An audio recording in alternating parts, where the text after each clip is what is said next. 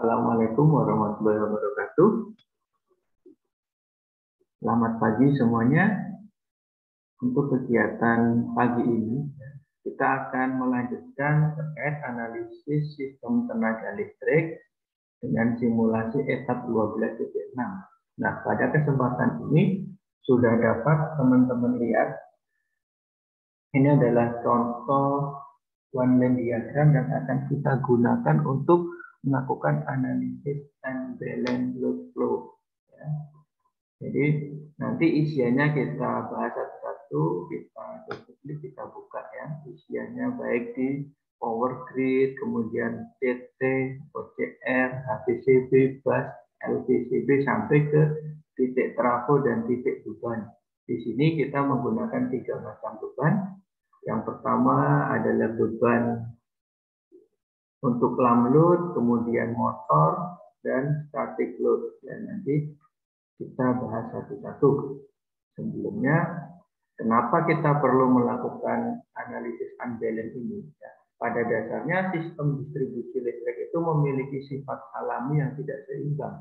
Ya. Ketidakseimbangan ini terjadi karena adanya campuran komponen pada jaringan sistem tenaga listrik, ya, baik di sistem 3 pas, 2 pas, 1 pas, ya. Selain dari sistem jaringannya, juga dipengaruhi adanya beban, ya, baik beban yang disambung secara seri maupun paralel. Selain dari sambungan, beban itu kan juga bervariatif, seperti yang kita diskusikan tadi, ada beban motor, ada beban statik, ya, bahkan campuran dimasukkan di beban lamp load kalau kita simulasikan di etap ini. Ya. Apabila unbalance terjadi, ya, ketika unbalance itu terjadi, maka akan menimbulkan namanya susut daya. Ya. Selain susut daya juga bisa menyebabkan efisiensi distribusi energi listrik sampai ke konsumennya itu juga berpengaruh. Ya. Kemudian susut daya ini sebenarnya ada berbagai macam, ya. Ada 2 jenis, ya. Susut teknis, ya. Itu susut teknis itu penyebab penyusutannya berasal dari impedensi peralatan, ya. Yang satunya lagi adalah susut non teknis, ya. Biasanya penyebabnya adalah karena kesalahan pembacaan alat ukur, kalibrasi alat ukur maupun kesalahan yang bersifat administratif lainnya, ya. Kemudian selain dari penyebab teknis dan non teknis, ya, salah satu penyebab susut daya itu adalah adanya kebocoran isolator akibat drop tegangan. Ya. Penurunan tegangan ini sebagai indikator utama dalam kualitas daya. Jadi kalau sudah mengalami turun tegangan atau drop tegangan, ya, ini memiliki pengaruh yang sangat besar terhadap keadaan normal peralatan listrik, terutama peralatan listrik yang rawan terhadap drop tegangan. Ya. Oke, kita mulai terkait isian, ya, pada one line diagram yang kita gunakan untuk melakukan analisis unbalance. Part pertama, ya, komponen pertama kita menggunakan power grid. Ya. Di sini saya ID-nya saya tuliskan PLN, ya.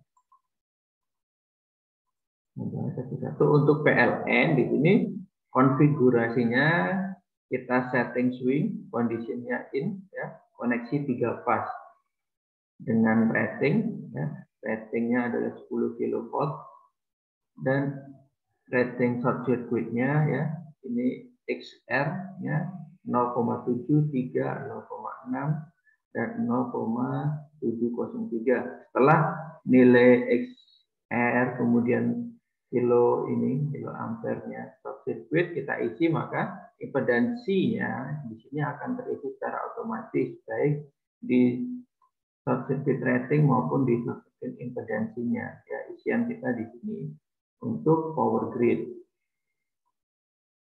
Kemudian untuk komponen selanjutnya adalah di setting CT, ya, current transformatornya kita Saya gunakan standar ANSI dengan kondisi in, ya, dengan ratingnya ya, rasio untuk CT OCR kita adalah 100/2 ya, dengan desain B01.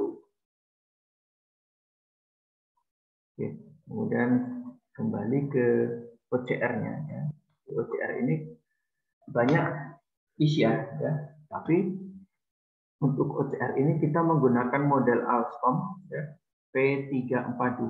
Nanti teman-teman untuk mencari Alstom P32 ini, kalian klik library ya, di sini Alstom sesuai kebutuhan kita ya.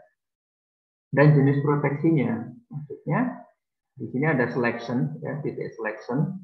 Bahkan kalian cek di protection type ya, ada motor, generator, feeder, transformer, bus, bahkan untuk proteksi umum. Kemudian kalau sudah kalian klik, di sini ada model. Ya, model ini bisa kalian pilih. Misalkan di sini saya pilih P122 ya, memiliki fungsi sebagai overcurrent dan overload ya, sesuai kebutuhan kita set ya.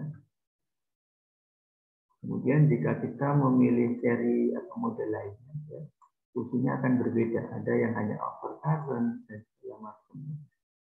Bisa juga dengan cara di set overcurrent untuk relay distance, relay overload, diferensial ya.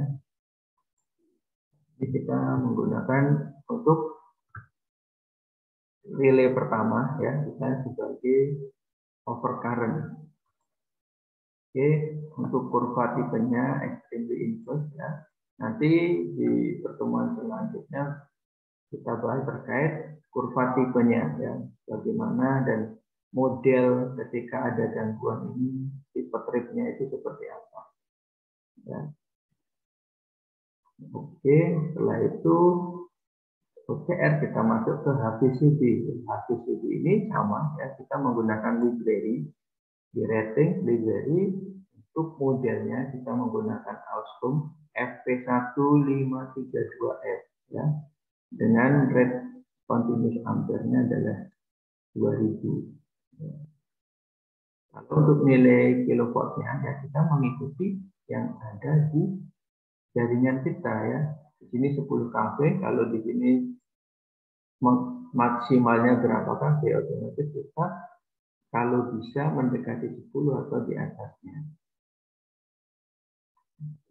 Jadi untuk HVCB 2 ya, HVCB 2, HVCB 1 sampai HVCB 3 sampai 7 ini isiannya nanti kurang lebih sama. Nanti kita buka. Kemudian untuk HVCB 2 ini kita masih menggunakan tipenya Alstom FP1532F ya, sama. Kemudian setelah dari HVCB 2 kita menggunakan bus ya, bus utama untuk menuju ke beban. Dimana untuk masuk ke beban kita pasangkan dengan namanya switch ya. Jadi misalkan nanti kita akan melakukan simulasi lain, misalkan untuk koordinasi proteksi, kita bisa memanfaatkan ini switch. Kemudian kita masuk ke HVCB 3. Nah, ini isiannya sudah berubah. Oke, di sini kita serinya ya, tadi Alstom, di sini HVCB 3 kita menggunakan ADB 15 ADB 36 ya, dengan continuous number-nya adalah 2000 ya. Nanti kenapa di sini saya bedakan?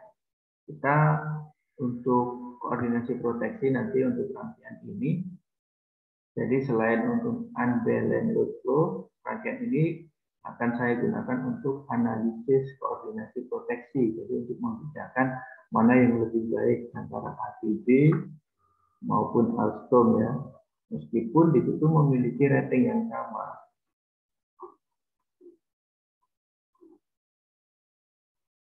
Kemudian untuk HVCB keempat ya, ini masih ADB 15 ADB 36.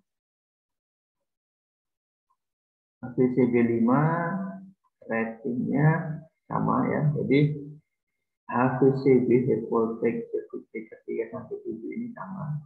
Kemudian kita masuk ke CT dan relay berikutnya ya. Yang pertama untuk jalur di switch 1, nah ini untuk CT-nya rasionya 100/2, desainnya B01 dengan resisten volt ampere 2427. Dan setting kita ya untuk OCR kita. Oke. Ini untuk sebagai relay ya, di sini kita gunakan untuk relay.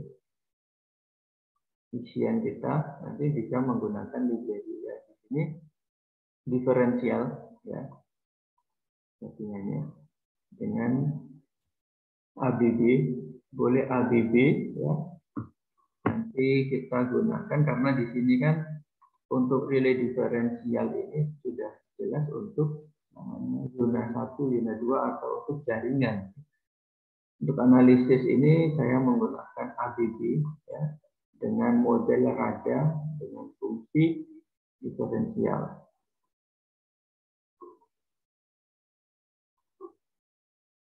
Oke, selanjutnya setelah relay pertama kita beralih ke relay kedua ya. Ini untuk relay kedua dihubungkan dengan CT, rasio CT-nya masih sama 100/2, kemudian fungsinya kita OCR ya. Teman-teman double klik di sini OCR, library-nya kita menggunakan ABB REB 500 ya, tipikalnya. Jadi nanti bisa teman-teman pilih atau misalkan dicek kalian di sini fungsinya sebagai overcurrent ya. REB 500 typical overcurrent. Oke. Kita klik. Fungsi tipenya adalah extremely inverse.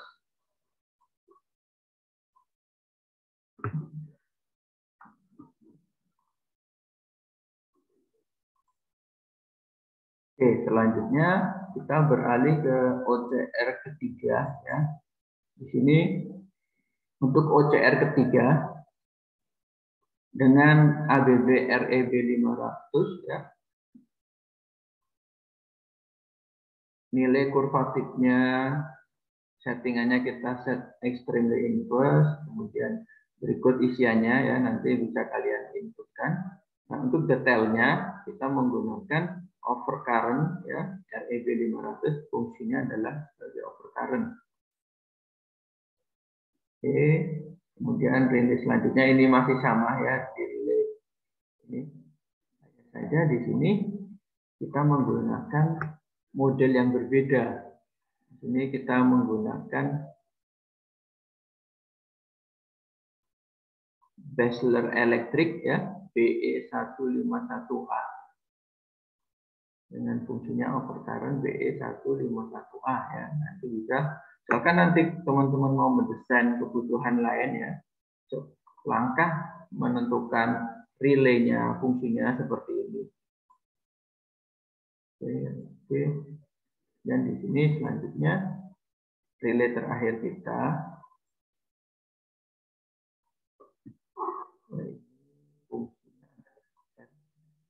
Kita menggunakan ABB ya, kita set ABB RET 51 dengan fungsi sebagai berikut: diferensial dan overcurrent relay ya, RET 541. Oke. Selanjutnya setelah melalui relay itu ada beberapa kabel ya. Kabel ini yang harus kita isikan, yang wajib itu kalau untuk melakukan analisis, misalkan agar tidak kedapatan atau terjadi error ya. Yang pertama harus kita isikan adalah panjang kabel kebutuhan kita ya. Panjangnya itu berapa? Nilai toleransi ini bisa kita input di sini, saya setnya 2%. Ini satuannya meter ya. Nah, itu impedansi ya. Impedansi ya, ini saya isikan coba 2 31. Untuk nilai lainnya ini akan mengikuti isian kita. Ya. Untuk temperatur ya ini standar 75 minimal dan maksimal.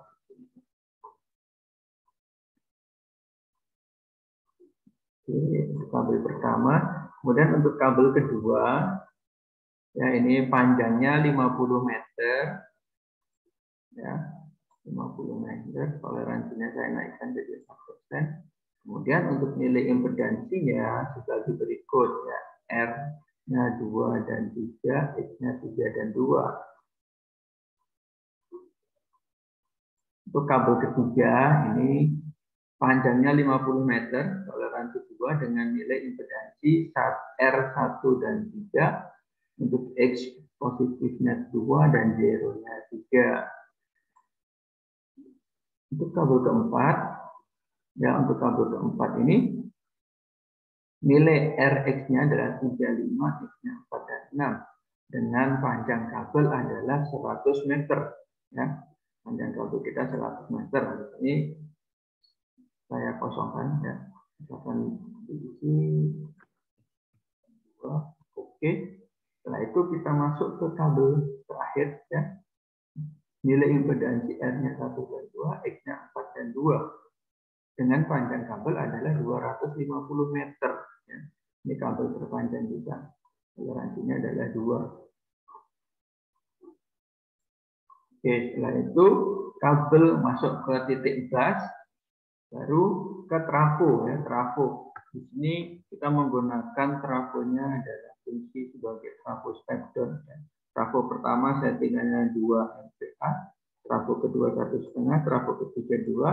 Di sini trafo terakhir menggunakan 3 winding, ya, 3 winding transformer. Kita buka satu-satu. Untuk trafo pertama, ya, kita dengan standar ANSI, connection-nya menggunakan sel, lalu impedansinya kita menggunakan typical ZXR, ya.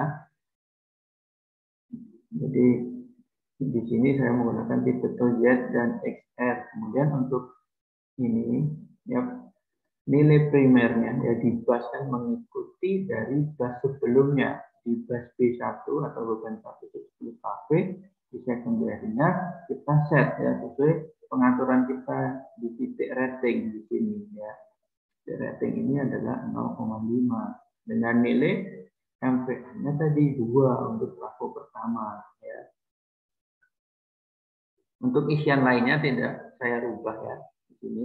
Untuk kelas ya, kelas tipenya, kemudian temperaturisnya, ambient temperatur ini masih sama. Jadi yang kita isikan primer, sekunder, rating ya baik di MVA maupun KV-nya, kilovoltnya.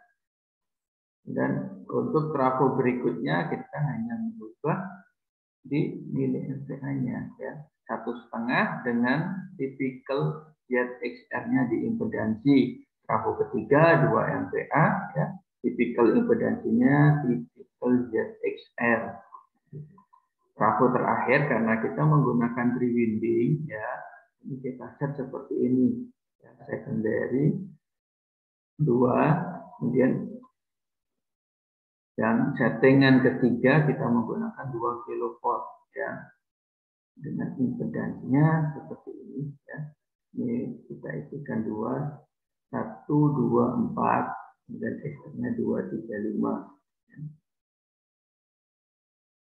Ini isian di titik trafo 3 winding transformer kita. Oke. Setelah itu kita masuk ke LVCB ya. Ini menggunakan 5 LVCB ya. LVCB pertama di rating ya. Ini menggunakan Schneider Electric ya. LVCB-nya NSX 100 dengan ampernya adalah 100 ya.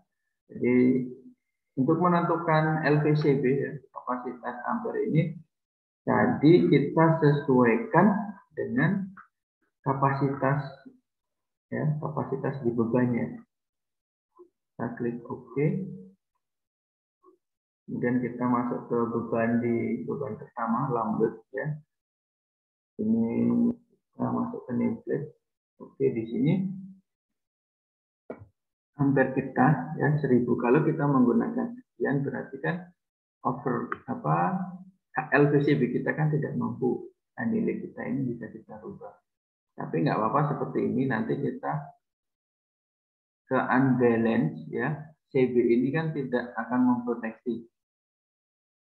Tapi kalau untuk koordinasi proteksi, CB ini akan bekerja. Atau misalkan ini mau kita turunkan, bisa set agar tadi karena LVCB kita 100, ini kita coba 0,2, masih 200, berarti 0,02, 23, 0,15 ya.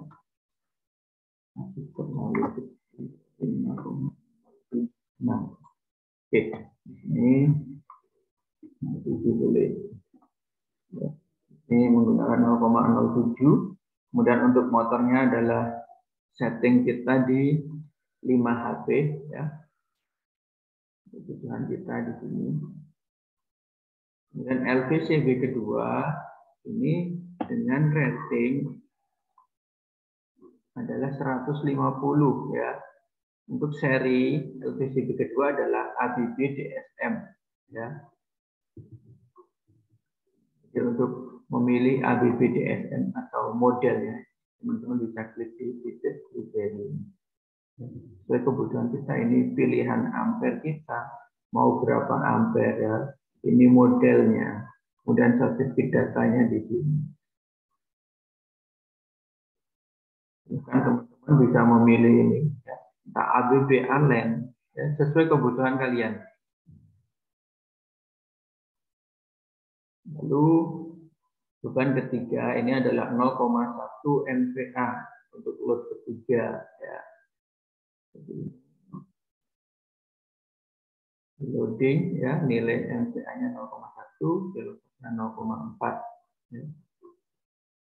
Oke, kemudian LVCB ketiga kita menggunakan Federal Pacific ya. Dengan rating 400 ampere ya. Ini rating kita Federal Pacific HJL ya, nanti teman-teman milih modelnya di klik delivery-nya. Oke, untuk bebannya adalah menggunakan beban statik ya. Beban statik ini dengan data isian 0,23 MPa ya. Ini kita ampernya adalah 332. Jadi tadi setting LVCB kita 400, di sini 332 masih kuat ya untuk LVCB-nya. Kemudian bebannya oke. LVCB keempat kita menggunakan DSM lagi ya dengan model ABB DSM. Ini saja untuk rating kita DSM ini 150 ya. Ini interrupting ya KA-nya. Ini saya coba ke 42. Oke, kemudian bebannya adalah beban campuran lamlut ya. Di sini untuk beban lamlut kita bisa mengatur kebutuhannya antara statik dan motor menggunakan slider ya. Tadi 60. Oke. Oke. Dan LVCB terakhir kita ini saya menggunakan merek beda lagi.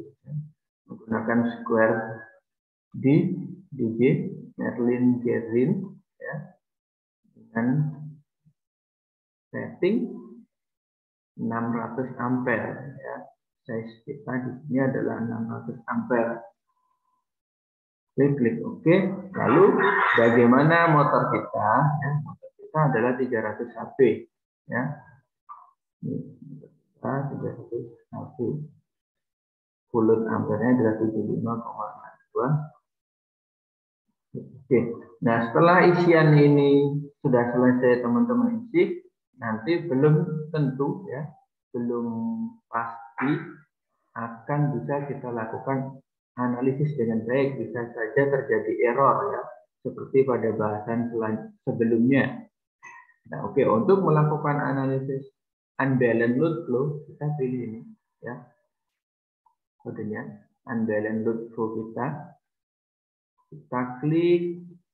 Oke, sudah tampil toolbar untuk unbalanced load flow kita ini ya. Ini adalah toolbar yang aktif, run unbalanced load flow. Kemudian ini run untuk foul 3 pass, kemudian 2 pass, 1 pass ya. Ini bisa kita pilih. Ini display option, alert, dan report manager ya. Sama untuk kita gunakan yang ini dulu ya, untuk fault injection-nya. Ini cara penggunaannya adalah klik dan tahan. Baru teman-teman bisa milih ya, mau menyisipkan analisis unbalance-nya itu di titik mana. Oke, dan ini misalkan di titik bus ya. Sampai berwarna merah. Ini kita klikkan di titiknya.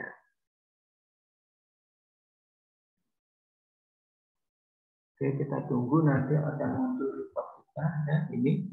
Ini hasil analisis kita ya, menggunakan fault insertion ya. Di sini akan muncul tampilan tegangan arus kita ya. Untuk display di one diagram seperti biasa kita menggunakan pengaturan di display ya. Bukan ampere, jadi yang muncul di tampilan kita adalah ampere ya. Kalau ampere kita rubah ya sama. Kan power faktornya ini ya. Itu kan di situ tertulis ada yang 100% ya kan.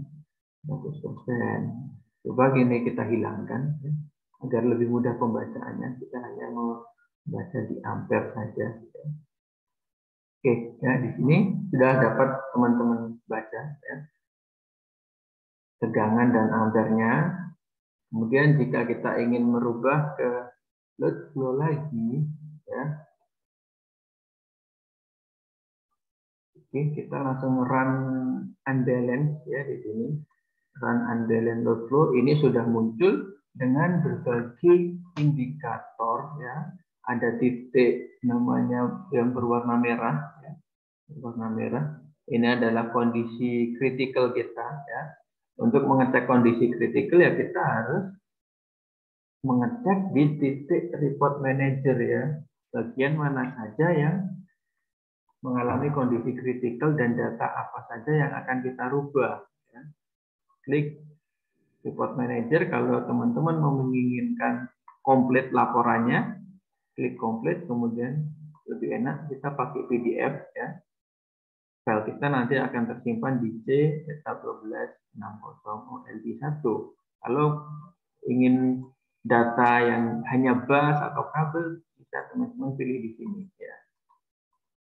Hanya di kabel ya sudah, kita klik inputnya di kabel, lalu OK ya. Misalkan saya klik komplit, PDF, oke. Nah ini akan muncul data report kita seperti ini. Ya, akan muncul nanti PDF output file kalian ya. Jadi sebelum itu, ini sudah berhasil ya kita melakukan analisis unbalanced load flow ya. Langkahnya itu sebenarnya sama dengan analisis load flow ya. Sebelum kita klik toolbar di sebelah kanan run unbalance maupun fault injection, kita dapat mengedit di prompt edit strategis kita ya. Dan kita ulangi ya. Edit, kemudian ini unbalanced load flow, kita klik cover. Ini isiannya sama ya. Info loading adjustment alert ya, ada tambahan dan alert ya di titik atau di analisis unbalanced load flow ya. Ini sama ya. Misalkan ada transformer di titik adjustment impedance tolerance ya. Kemudian kita bahas yang kita bahas di titik ini ya. Voltage unbalance ada LVUR ya. LVUR itu merupakan rasio ketidakseimbangan tegangan line ya, sesuai standar NEMA ya. Sedangkan PVUR ya di bawah LPUR kan ada PVUR, itu adalah rasio ketidakseimbangan tegangan fase sesuai definisi dan standar yang diberikan oleh IEEE ya. Kemudian ada liur, VUF ya, IUF ya, itu adalah pada bagian current unbalance ya. Liur di current unbalance itu fungsinya adalah rasio ketidakseimbangan arus cabang. Sedangkan di IUF adalah faktor ketidakseimbangan arus cabang urutan negatifnya. Ya. Kalau di urutan 0 adalah IUF2, IUF kosong. Ya. Di IUF2 itu adalah rasio ketidakseimbangan arus cabang urutan negatif. Ya. Di IUF2, di IUF kosong ini faktor ketidakseimbangan arus cabang untuk urutan nolnya. Ya. Kemudian untuk kondisi kritikal marginal ya, teman-teman insya Allah sudah bisa, karena di bahasan sebelumnya sudah kita bahas ya. Itu kita klik OK, baru teman-teman klik namanya run and balance atau hold in section open fast ya. Klik tahan, kalian pilih salah satu ya. Run and balance. Oke, ini hasil teman-teman seperti ini ya, di titik unbalance load flow analysis. Oke ya. Jadi untuk langkah unbalance load flow analysis ini, soal teman-teman sudah bisa ya. Kalau mengikuti dari awal tadi isian kita apa saja, kemudian langkah dan prosedurnya bagaimana ya. Soal bisa dilaksanakan dengan baik. Ya. Jadi untuk materi terkait unbalance load flow dan langkah simulasinya saya akhiri. Terima kasih atas partisipasinya. Untuk job pekerjaannya nanti kita bahas di penugasannya ya. Di penugasannya entah kita settingan di trafo, kemudian ada di CT, relay, dan settingan di beban, dan kita berdalam di situ. Jadi untuk pengantar kita diskusi analisis unbalance ini kita tutup terlebih dahulu. Terima kasih untuk partisipasi dan kehadiran teman-teman. Saya akhiri, billahi taufiq wal hidayah. Wassalamualaikum warahmatullahi wabarakatuh.